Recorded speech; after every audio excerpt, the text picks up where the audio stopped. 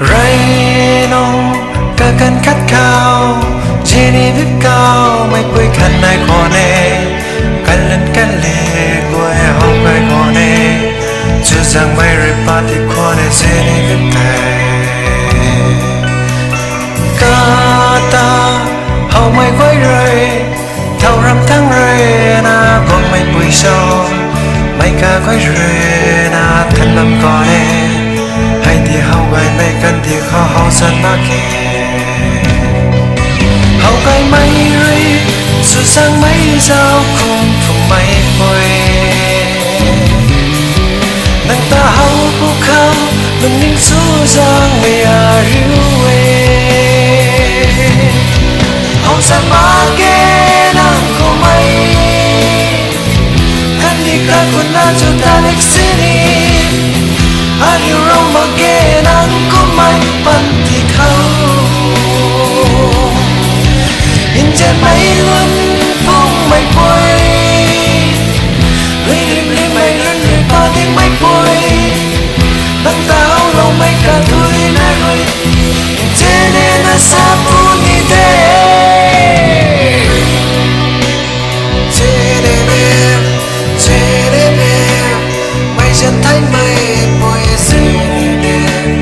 Sarin tong e nang ram gai he Bat say lung ta thì nay là lâu về Sa ki ta khang mắc kê Nang nun nang xa hay cần đi khao Bat say quay ta thì bien lâu về Nang ram gai rồi bat say quay ta sông gai lâu về Hậu gai mây ơi sự sang mấy sao không mấy quê ta hậu khao đồng minh số giang mây là tàu về hậu dân mà kê nắng của mây căn đi cao còn lo cho ta lịch sử đi ai điều rong mà kê nắng của mây phân thì khao in trên mấy lần phong mây quê nơi đêm đêm mây rơi rơi qua tiếng mây quê nắng ta hao lòng mây cả thôi na rồi thế nên là xa phố như thế